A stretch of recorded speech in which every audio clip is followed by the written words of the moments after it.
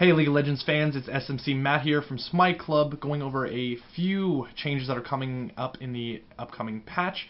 They were posted earlier today on the public beta environment, PBE, that's what that stands for, environment forums. We were given a full list of what the upcoming patch has in store. I'm not going to go through everything, but there are a few small important things to a certain number of champions that I think our viewers might appreciate.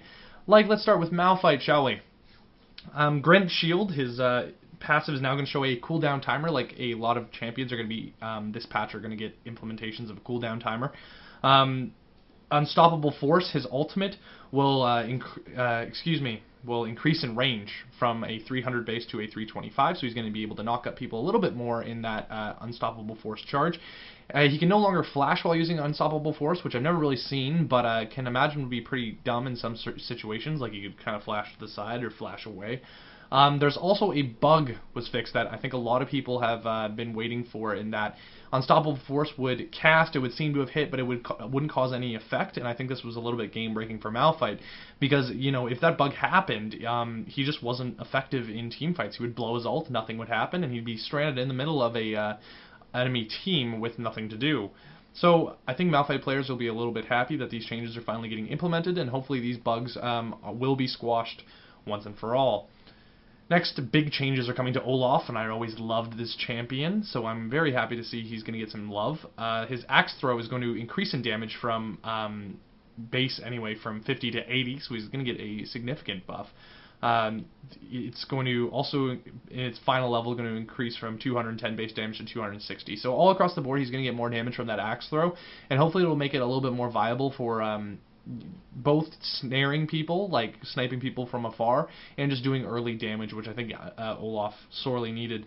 The 80 scaling bonus from that axe throw is also increased by a fair amount. It used to scale off a half a point of AD for every 1 damage, and now it's going to be a full 1-to-1 AD ratio. So similar to Scion, the more AD he's going to build, the more damage he's going to do, because it scales so well. I don't think I said that correctly.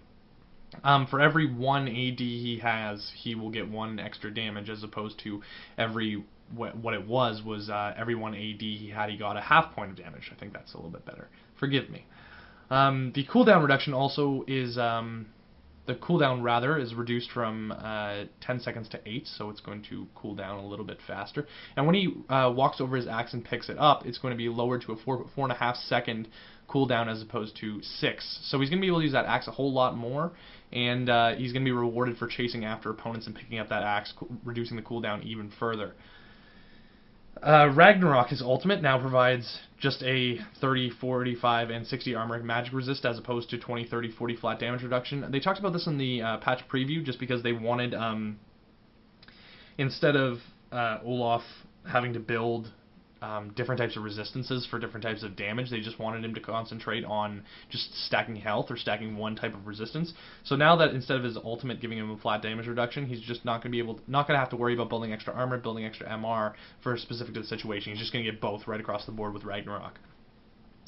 The movement speed also on Ragnarok is increased from 320 to 325. 5 movement speed, I don't know how much of a difference that's going to make. It looks like a little bit of tuning and not necessarily anything that was broken with the ult.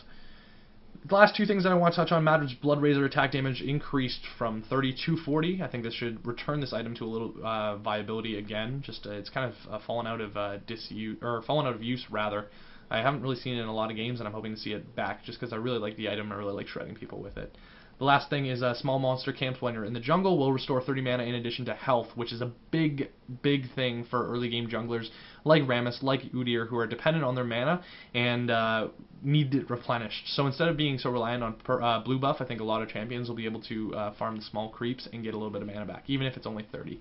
I'm not sure if this is going to be such a big change that previously unjungleable champions are going to swarm into the jungle, but hopefully we'll see a little bit of more smoothness to those champions that really need their mana. I think that's all the buffs, or excuse me, all the patch notes that I wanted to go over tonight, so I hope you guys have a great evening, have a good patch day tomorrow, and have some fun. See you.